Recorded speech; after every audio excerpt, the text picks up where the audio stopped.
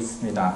산상수훈의 처음 앞부분인 팔복 중에서 오늘은 네 번째 복인 의에 줄이고 목마른 자는 복이 있나니 그들이 배부를 것이며, 이 말씀을 두고 함께 묵상해 보기 원합니다.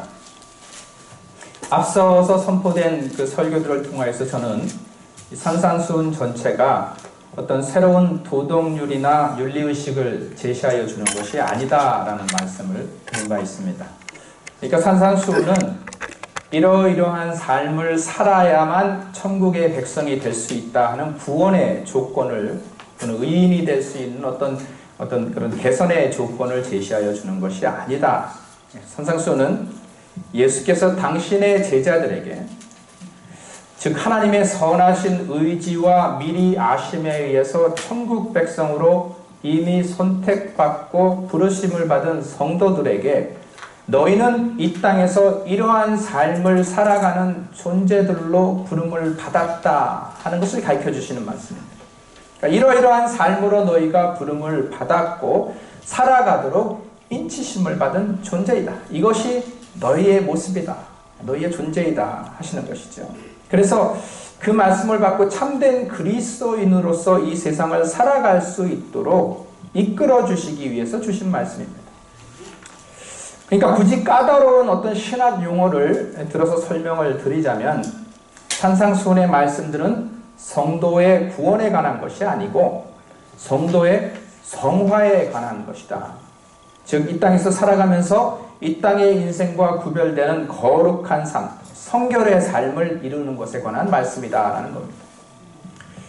하나님은 그의 자녀된 우리에게 너희는 거룩하라, 나 여호와 너희 하나님이 거룩함이니라 라고 분명히 명확하게 말씀을 하셨죠. 이것은 우리가 하나님과 같은 존재가 될 수 있다거나 도덕적으로 혹은 윤리적으로 하나님과 같이 완벽해질 수 있다라는 뜻은 결코 아닙니다. 이 명령은 우리가 이 땅의 백성들과는 명확히 다른 존재들로 부름을 받았다 하는 것을 말씀합니다. 거기에 따라서 이 땅의 백성들과 구별되는 삶을 살아가라는 것이죠. 다른 존재들이니까 그 존재의 가치만큼 그 존재에 주어진 명령에 따라서 이 땅을 살아가라 하는 말씀입니다. 산상수훈 강해를 진행해 가는데 주신 말씀의 뜻을 우리 명확히 알고 깨닫고 그 뜻에 따라 살아갈 수 있는 힘을 얻는 은혜가 우리 가운데 넘쳐나기를 주의 이름으로 축원합니다. 아멘. 앞선 시간들을 통해서 우리는 팔복 중에서 앞에 세 가지, 심령이 가난한 자, 애통하는 자, 온유한 자의 복을 생각해 보았습니다. 하나님의 백성은 스스로 설 수 없는 존재이다. 자신의 힘으로 구원할 수 없고 자신의 힘으로 의를 세울 수 있는 그런 존재가 아니다. 우리는 그 사실을 잘 압니다. 그렇죠? 그래서 그 가난한 심령으로 주 앞에 나아온 겁니다. 하나님만이 나의 구원 되시며 하나님만이 나의 소망 되심을 가난한 심령으로 고백하는 우리에게는 그래서 하나님의 나라가 허락됩니다. 천국이 우리의 것이 되는 복을 누리게 된다는 것이죠. 또 하나님의 백성은 자신의 죄악됨과 세상의 죄악됨에 슬퍼합니다. 애통해합니다. 세상과 내가 죄악 가운데 있다는 것을 절실히 깨닫고 그 죄악의 무게를 견딜 수 없어 애통함으로 하나님 앞으로 나옵니다. 그것을 우리는 회개라고 부릅니다. 겉과 속이 다른 위선으로 선한 척하는 것이 아니라 교회 안과 밖의 다른 모습으로 겉모습만 그리스도인 척하는 것이 아니라 마음 깊은 곳에서, 심령 깊은 곳에서 주여 나는 죄인이로소이다 고백하며 애통해하는 진실된 회개로 하나님께 나올 때 우리는 하나님께서 주시는 참된 위로를 받는 복을 누리게 됩니다. 그렇게 가난한 심령으로 또 회개하는 마음으로 하나님께 나온 그리스도인은 자신 존재의 모든 것을 온유한 마음으로 하나님의 힘의 통제 아래 두게 됩니다. 하나님의 시선을 통해 나와 세상을 보고 하나님의 마음으로 세상을 품습니다. 그래서 미움과 질투와 시기의 마음을 떠나 사랑으로 그리스도의 선하신 마음으로 세상을 끌어 안습니다. 힘이 없어 굴복하거나 겁이나 뒷걸음질 치는 유약한 자, 겁 많은 자의 모습으로 이 땅을 살아가는 것이 아니라 담대하고 힘있게 하나님의 말씀 안에 섭니다. 내 의지가 하나님의 의지 안에 있는지 늘 살피며 내 뜻이 하나님의 뜻에 부합하는지 늘 고민함으로 내 삶의 모든 것이 하나님 안에, 하나님의 말씀 안에 거하는 우리에게는 그래서 영원한 땅, 새하늘과 새 땅, 하나님의 나라가 기업으로 허락되는 복을 누리게 됩니다. 그리고 오늘 네 번째, 의에 줄이고 목마른 자는 복이 있나니 그들이 배부릴 것이며, 의에 줄이고 목이 마르다는 것은 의의 결핍 상태, 즉 의가 없다, 의가 부족한 상태이다라는 것을 의미합니다.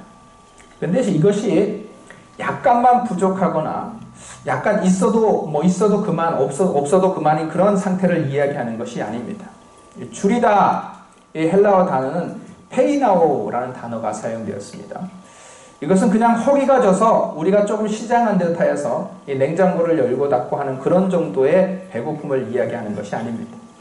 이것은 그 배고픔의 정도가 너무 심해서 곧 죽을 것 같은 굶주림의 상태를 이야기합니다.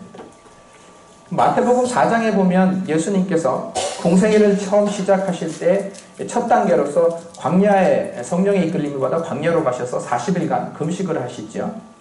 그 금식을 하시고 그 기록을 보면 그 금식에 대한 기록을 보면 이렇게 말씀하십니다. 그때 예수께서 성령에게 이끌려 마귀에게 시험을 받으러 광야로 가서 40일을 밤낮으로 금식하신 후에 줄이신지라.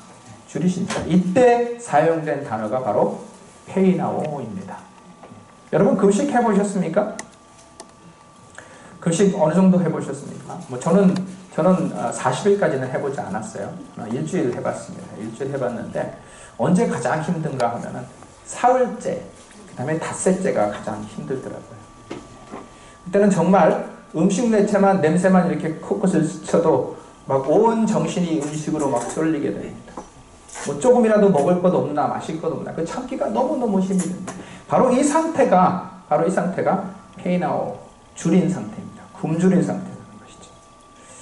그리고 목마르다라는 단어의 헬라어는 딥사오라는 단어가 사용이 되었는데요. 이 역시 목이 말라서 물을 찾는 정도가 아니라 물이 없는 광야에서 종일 헤매다가 탈수증에 빠진 상태. 그러니까 지금 바로 물을 마셔주지 않으면 죽을 것 같은, 아니 정말 그런 죽을 수도 있는 그런 상태의 목마름을 이야기합니다. 이스라엘 백성들이 모세와 함께 출애굽을 하죠. 아무것도 없는 메마른 광야에서 사흘을 헤맵니다. 그러니까 준비도 별로 없이 갑자기 그 애굽 땅을 떠나온 백성들입니다. 사흘간 그 광야에서 헤매게 된다. 메마른 광야를 헤매게 됩니다. 겨우 샘을 찾았는데, 사흘 후에 겨우 샘을 찾았는데 마시지 못하는 물이란 말이죠. 쓴물입니다. 마라의 쓴물. 먹으면 죽는 물이란 말이죠. 목이 말라 곧 죽을 것 같은데 눈앞에 있는 물은 마실 수 없는 물입니다. 그때 그들이 느꼈던 갈증, 이 갈증이 바로 딥사오의 갈증입니다. 의에 줄이고 목마르다는 말씀은 그래서 의가 없으므로 곧 쓰러져 죽을 것 같은 갈급함과 절실함으로 의를 찾아 헤매는 것을 의미합니다. 줄이고 굶주려 있는 상태에서는 음식과 물을 얻기 위해 모든 것을 내어놓을 수 있습니다. 그렇겠죠. 배고프고 목말라서 곧 죽을 것 같은 상황에서는 아무리 비싸도 그 대가를 치르고 먹을 것과 마실 것을 얻으려 하기 마련입니다. 생명이 거기에 달려있기 때문입니다. 즉 의에 줄이고 목마른 자다라고 하는 것은 우리의 생명이 의를 찾는 것에 있다. 예수님은 이런 줄임과 목마름이 있는 사람들을 배부르게 될 것이라고 말씀하십니다. 여기서 배부르다 하는 뜻은 만족하게 채움을 받을 것이다 라는 뜻입니다. 그럼 우리가 무엇에 줄이고 목마르면 이렇게 만족하고 더 이상 부족한 것이 없는 삶을 누릴 수 있을까? 예수님은 그것을 바로 의에 줄이고 목마른 자다라고 말씀하고 있습니다. 그렇다면 그 의란 무엇인가 하는 것입니다. 의는 무엇인가? 무슨 의를 이야기하는 것일까요? 자선을 많이 해서 얻는 칭찬을 이야기하시는 것일까요? 사회봉사를 많이 해서 얻게 되는 명예를 이야기하는 것일까요? 친구 간에 지켜야 되는 선을 잘 지키고 약속을 잘 지켜서 얻어지는 그런 의리를 이야기하는 것일까요? 아니면 성경에 나온 모든 율법을 잘 지켜서 도덕적으로 또 윤리적으로도 또 종교적으로도 우월해지는 그런 의를 이야기하는 것일까요? 성경은 말씀하시지요. 의인은 없나니 하나도 없다. 하나도 없다. 로마서 3장 10절에서 12절 말씀인데요. 기록된 바 의인은 없나니 하나도 없으며 깨닫는 자도 없고 하나님을 찾는 자도 없고 다 치우쳐 함께 무익하게 되고 선을 행하는 자는 없나니 하나도 없다. 하나도 없다. 깨닫지도 못하고 찾지도 않고 무익하게 되어서 선을 행하는 자가 하나도 없다. 그러니까 성경이 말씀하시는 의는 우리 안에 있는 어떤 능력이나 재능 혹은 우리가 할 수 있는 어떤 것, 또 세상이 선하다고 부르는 행동이나 또는 선하게 살고자 하는 의지하고 상관이 없다라는 이야기입니다. 그렇다면 성경이 말씀하시는 의는 무엇일까? 예수님께서 오늘 말씀하시는 의는 무엇일까? 같은 로마서 3장 말씀인데요. 19절에서 22절까지의 말씀에서 찾아보겠습니다. 우리가 알거니와 무릇 율법이 말하는 바는 율법 아래에 있는 자들에게 말하는 것이니 이는 모든 입을 막고 온 세상으로 하나님의 심판 아래 있게 하려 함이라. 그러므로 율법의 행위로 그의 앞에 의롭다 하심을 얻을 육체가 없나니 율법으로는 죄를 깨달음이다. 이제는 율법 외에 하나님의 한 의가 나타났으니 율법과 선지자들에게 증거를 받은 것이라. 곧 예수 그리스도를 믿음으로 말미암아 모든 믿는 자에게 미치는 하나님의 은이 차별이 없느니라.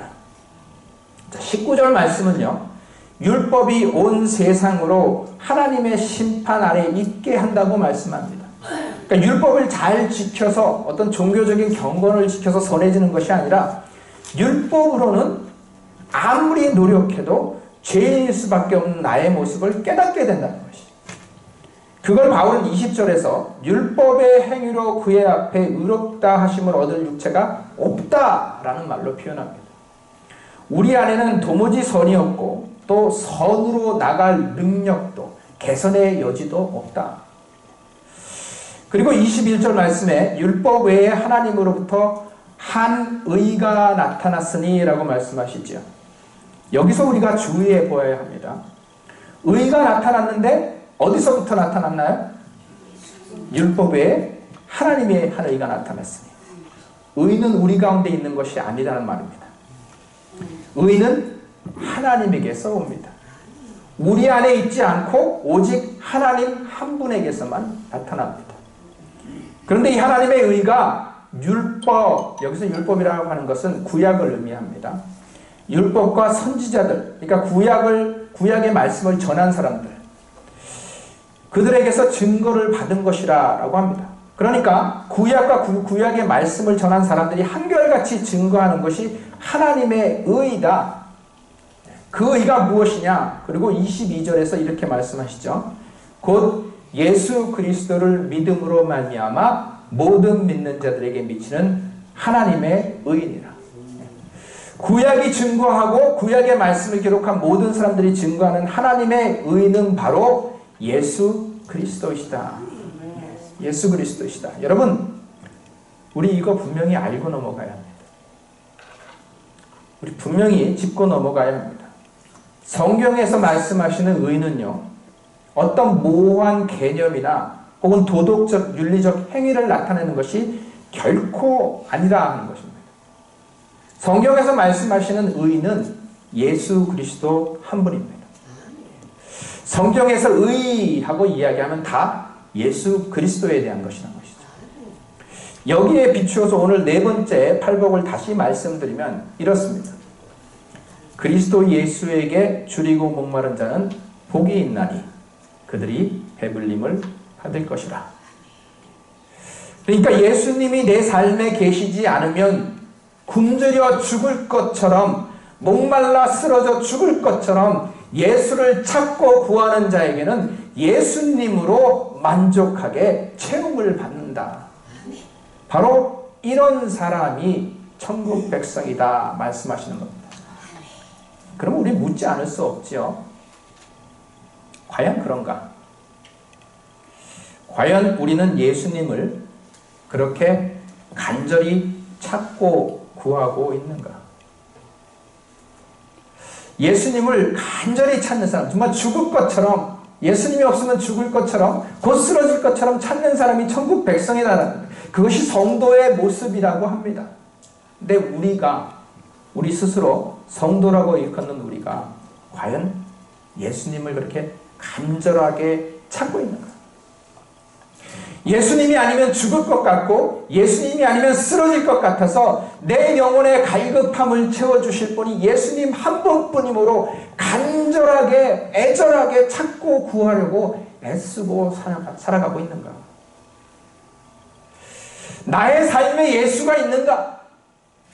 예수는 내 삶의 모든 것이라는 고백이 내 생 가운데 있는가?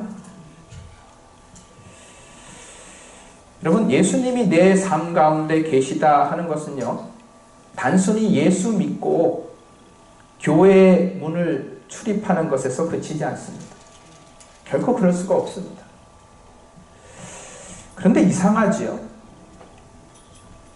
예수가 우리 삶에 없어요. 내 삶에 없습니다. 정말 교회 문을 나서는 그 순간부터 흔적도 찾아보기 힘들게 사라져버립니다. 많은 성도들의 삶이 그러하다는 것입니다. 무늬만 그리스도인으로 살아갑니다. 그리스도인의 능력도 자세도 고민도 보이지 않는데, 그런데 우리는 아무렇지 않다. 좀 이상하지 않습니까? 예수님께서 말씀하지 않았습니까? 의에 줄이고 목마른 자는 복이 있다. 그들이 배불림을 받을 것이다. 팔복의 말씀은 이렇게 살아라 하는 것이 아니고 이것이 그리스도인의 모습인 것을 가르쳐주는 말씀이라고 설명을 드렸습니다. 그러니까 교인이라면 예수님 찾으려고 노력하라는 그런 권고의 말씀이 아니고, 성도는 그리스도인은, 예수의 제자는 응당히, 당연히, 그리고 자연스럽게 예수님을 정말 갈급하게 찾고 구하는 사람이다 하는 겁니다. 그런데 우리가 그런가? 예수님을 곧 배고파 죽을 것처럼, 곧 목말라 쓰러질 것처럼 간절히 찾고 간구하고 있는가? 아니지 않을까? 왜 아무렇지도 않은 걸까요? 엄청난 배고픔을 느껴야 하고 타는 갈증을 느껴야 하는데 왜 우리는 아무렇지도 않은 것인가? 예수님이 나의 생에 없는데 왜 우리는 갈증을 느끼지 못하고 배고픔을 느끼지 못하는 것인가? 덜 배고프다, 덜 목마르다. 더 정확히는 배고프고 목마른 것을 못 느끼고 있기 때문에 그렇다는 겁니다. 예수님이 아닌 다른 어떤 것에 우리의 심령, 우리의 마음과 영이 사로잡혀 있기 때문에 그렇다는 겁니다. 아닌 것 같지만 우리가 우리의 삶을 우리 스스로 인도하고 우리 스스로 의지해서 살아가는 것 같지만 사실은 우리 모두 다는 무언가에 사로잡혀 살아갑니다. 다 무언가의 종이 되어서 살아가고 있습니다. 혹은 물질의 종이 되고, 혹은 명예의 종이 되고, 혹은 권력과 명성의 종이 되어서 살아갑니다. 달리 말하면 세상의 헛된 것들이 우리의 심령을 아직도 떠나지 않고 채우고 있어서 갈급해야 할 나의 영혼이, 예수님으로 인해서 갈급해야 할 나의 영혼이 마치 마취제를 맞은 멍멍해져서 예수가 없어도 느끼고 있는 배고픔도 목마름도 느끼지 못하고 살아가고 있다는 겁니다. 근데 문제는요, 예수님 대신에 자리 잡고 있는 이 모든 것들이 헛되다 하는 겁니다. 헛되다는 말은 참되다는 말의 반대를 뜻합니다. 참되다는 것은 영원함을 이야기합니다. 변치 않지요. 사라지지 않습니다. 헛된 것은 참된 것의 자리를 잠시 채워주지만 곧 사라지고 맙니다. 그래서 끊임없이 다시 채우고 또 채워야 한다는 것입니다. 그래서 배부른 듯 하는데도 사실은 늘 허기진 영혼으로 살아갑니다. 곧 목마르게 됩니다. 만족이 없습니다. 그래서 끝없이 찾고 또 찾습니다. 채워도 채워도 곧 빠져나가니까 만족이 없다는 것입니다. 이것을 우리는 탐욕이라고 이야기합니다. 인생의 만족이 과연 어디에 있습니까? 돈에 있습니까? 지식에 있습니까? 권력에 있습니까? 세상에 있는 것을 다 가져도 인생은 결코 만족함이 없습니다. 철강왕으로 잘 알려진 카네기가 기억하시죠? 이분에게 어떤 기자가 찾아가서 인터뷰를 하면서 물었다 그래요. 카네기 선생님은 그야말로 세상에 어떤 사람보다 더 많은 재력을 가지신 것으로 알려져 있습니다. 지금 소유하고 계신 재산에 만족하십니까? 그랬더니 카네기가 이렇게 대답하더랍니다. One more dollar. 1불만 더. 여러분, 그분에게 일부를 누가 줬더라면 그분이 만족했을까요?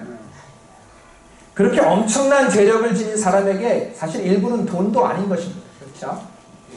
그가 그렇게 말했던 것은 자신의 내면 속에 세상의 것으로는 도저히 채워지지 않는 끝없는, 재물에 대한 끝없는 욕망이 도사리고 있다 하는 것을 말하고 싶었던 겁니다.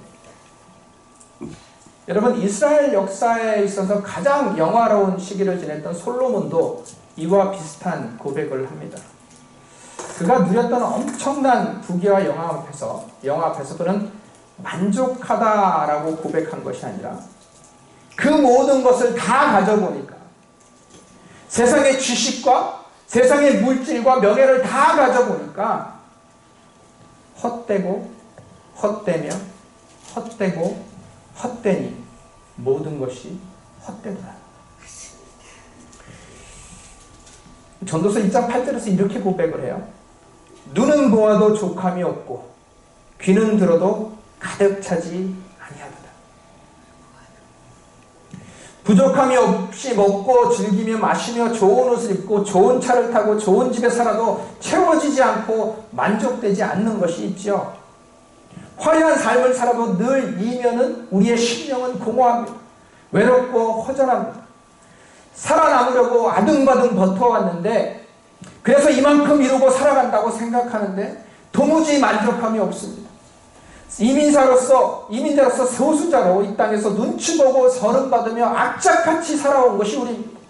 그렇게 삶을 이루어왔습니다.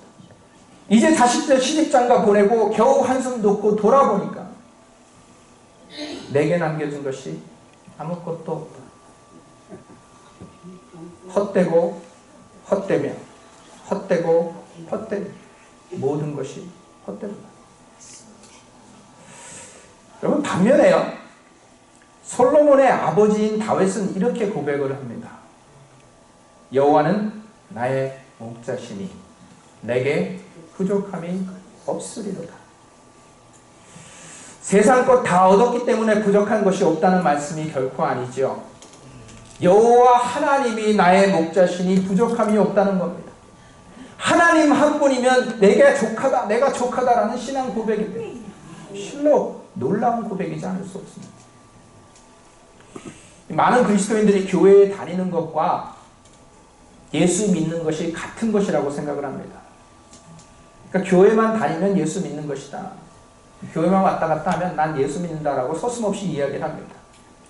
또 믿으면 구원받는다라고 하니까 내 영혼의 문제가 모두 해결되었다라고 생각을 합니다.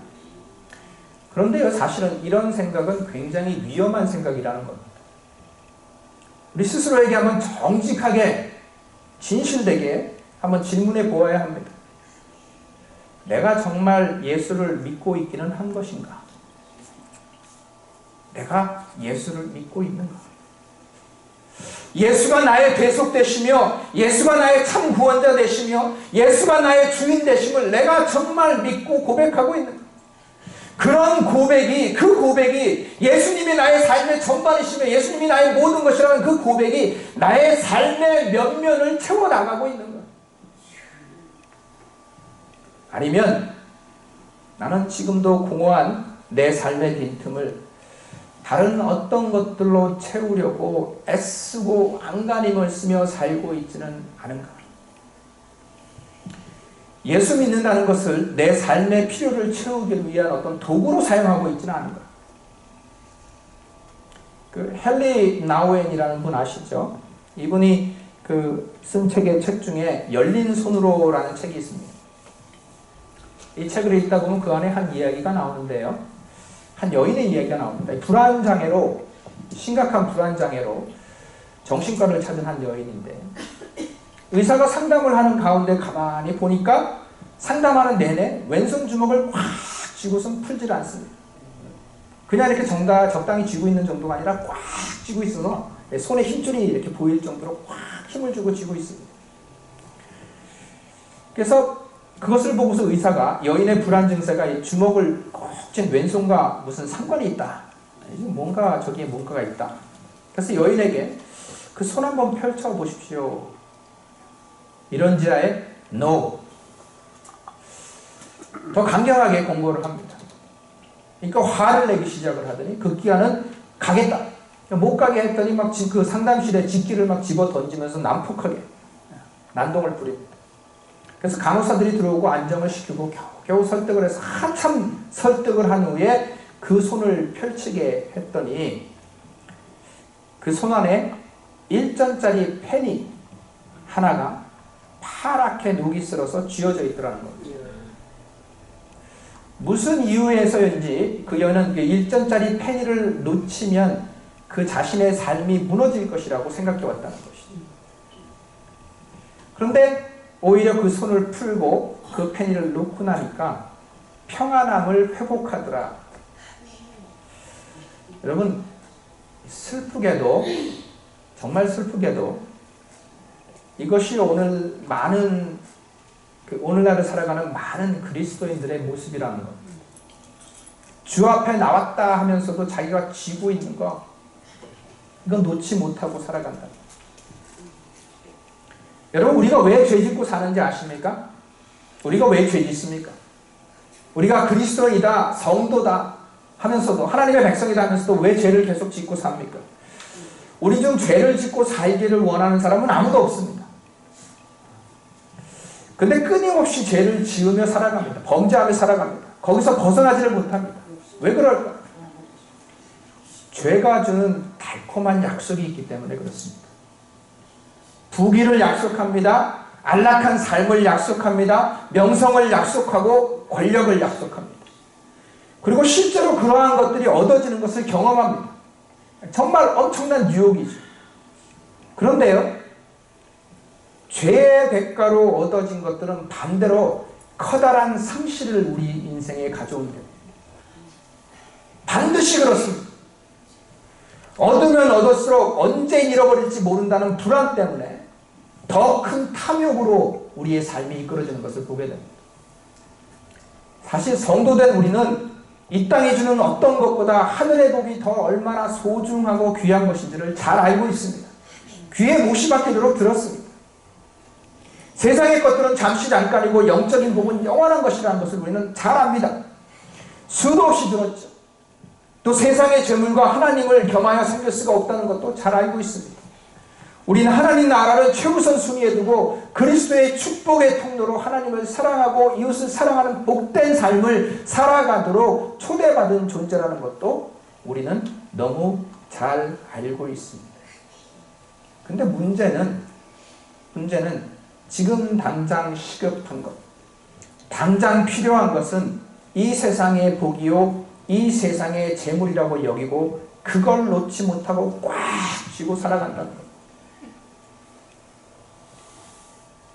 그래서 많은 그리스도인들이 하나님을 믿으면서도 세상의 축복을 먼저 추구하고 세상의 복을 먼저 얻기 원합니다. 세상에서 잘 되기를 위해서 기도하고 세상에서 잘 되기를 위해서 신앙생활을 합니다. 근데 거기에 만족함이 없다는 겁니다. 배부름이 없습니다. 늘 허기지고 늘 목마릅니다. 채워지지 않아요. 얻고 상실하고 빼앗고 빼앗깁니다. 그 지긋지긋한 굶주림, 그 고통스러운 목마름을 채워줄 단 한 가지가 있습니다. 바로 예수 그리스도. 이사야 55장 1절에서 3절 말씀은 이렇게 말씀하십니다. 오라 너희 모든 목마른 자들아 물로 나오라. 돈 없는 자도 나오라. 너희는 와서 사 먹되 돈 없이 값 없이 포도주와 젖을 사라. 너희가 어찌하여 양식이 아닌 것을 위하여 은을 달아주며 배부르게 하지 못할 것을 위하여 수고하느냐. 내게 듣고 내게 오고 내게 듣고 들을지어다. 그리하면 너희가 좋은 것을 먹을 것이며 너희 자신들이 기름진 것으로 즐거움을 얻으리라. 너희는 귀를 기울이고 내게로 나와 들으라. 그리하면 너희의 영혼이 살리라. 내가 너희를 위하여 영원한 언약을 맺으리니 곧 다윗에게 확실한 은혜이니. 하나님께서 너희와 영원한 언약을 맺으신다.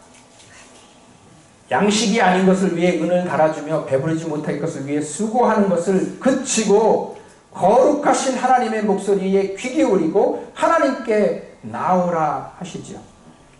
세상의 헛된 연락을 떠나서 자신의 됨됨이나 자신의 수고에 의존하지 말고 줄이고 목마른 자로서 하나님의 아들 예수 그리스도를 통하여 나오는 자, 하나님께 나오는 자는 하나님께서 그와 영원한 언약을 맺으신다. 무슨 언약입니까? 다윗에게 허락하신 확실한 은혜, 즉 다윗에게 약속하신 영원하신 나라, 영원하신 기업의 언약을 그리스도 안에 있는 저와 여러분에게 주시겠다 언약하십니다. 이 땅에서의 위태한 삶 가운데 위대한 힘이 나를 위해 싸우고 나를 보호하십니다. 어두운 가운데 헤맬 때 주께서 나의 등불이 되어 주십니다. 사망의 세력이 사방에서 나를 옥죄어올 때 영광의 빛이 나를 둘러싸서 결코 어둠이 나를 실족해 하지 못하게 하십니다. 그리고 영광의 그날, 그 승리의 날에 나는 나를 위해 준비된 면류관을 쓰고 다윗의 자손과 함께 다스리며 주의 보좌에 주와 함께 앉을 것이다. 여러분, 이 시간 우리의 삶을 돌아볼 수 있기를 원합니다. 정직한 영으로 진실된 마음으로 우리의 삶을 돌아볼 수 있기를 원합니다. 여러분의 삶은 어디를 향하고 있습니까? 무엇을 바라보며 무엇을 소망하고 계십니까? 아직도 손에 꼭 쥐고 놓지 못하는 것이 있다면 무엇이 있습니까? 그리스도의 제자된 성도 여러분, 내 심령 가운데 예수 있습니다. 내 삶이 예수 닮은 삶입니까? 내 속의 빛으로 세상을 비추고 있습니까? 아니면 아직도 어두운 가운데서 두려워 떨고 있습니까? 여러분, 믿음은 결국 꼭 움켜진 내 손을 펴는 것과 같습니다. 마지막까지 포기하지 못하는 무언가를 움켜쥐고 있는 한 온전한 믿음의 세계는 열려지지 않습니다. 믿음은 그래서 수용하는 것입니다. 받아들이는 겁니다. 내가 꼭 쥐고 있는 것이 결국은 아무것도 아니라는 사실을 겸허히 받아들이고 하나님 앞에 겸손히 서서 진리를 향한, 생명을 향한 굶주림으로 또 목마름으로 간절히 손을 내미는 것입니다. 그 순간 우리의 영혼이, 우리의 삶이 새로운 의미로 또 새로운 가치로, 참 가치로, 진리로, 생명으로 빼곡히 채워지기 시작합니다. 배부를 것이라 약속하셨습니다. 의에 줄이고 목마른 자, 그리스도의 제자된 제들이 누릴 수 있는 복이 바로 이것입니다. 채워주신다. 그가 채워주신다. 내가 채우려고 애쓰고 얻으려고 수고하지 않아도 주께서 채워주신다. 의에 줄이고 목마른 자는 복이 있나니 그들이 배부를 것이며. 주님을 사랑하여 주님을 닮기 원하는 사람들, 갈급한 심령으로 주를 바라볼 때 주께서 내 영혼의 배고픔을 채우시고 내 심령의 갈증을 채우실 것을 믿음으로 소망하는 사람들은 복됩니다. 주께서 그들의 그들의 갈급함을 또 비어있는 공허함을 채워주실 것이기 때문에 그렇습니다. 여러분, 이 시간 우리 함께 찬양하기 원합니다. 우리 314장 찬송가 314장 내 구주 예수를 더욱 우리 진실된 마음으로 가사를 깊이 생각하시면서 묵상하시면서 진실된 마음으로 함께 고백하시겠습니다. 찬양을 통해서 우리 고백하기 원합니다.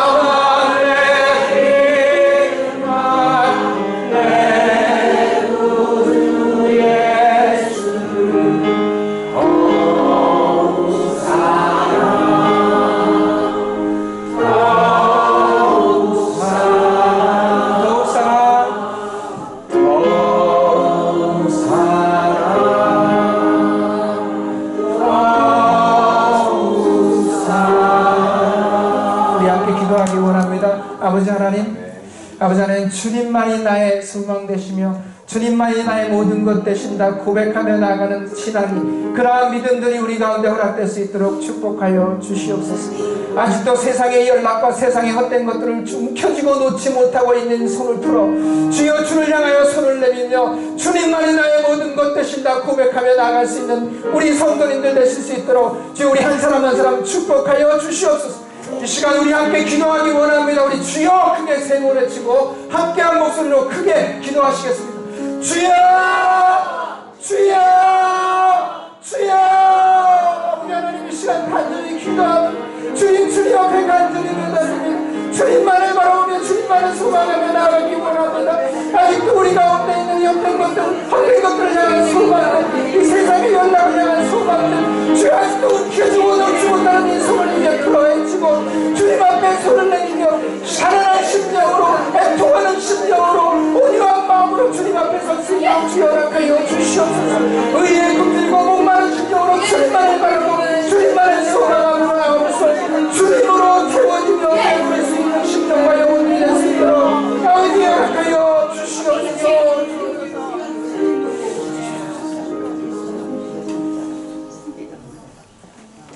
우리의 기도를 들어주시옵소서. 주님 안에 선하신 의지로 열매 맺을 수 있도록 허락하여 주시옵소서. 예수님 이름으로 간절히 기도드렸습니다. 아멘.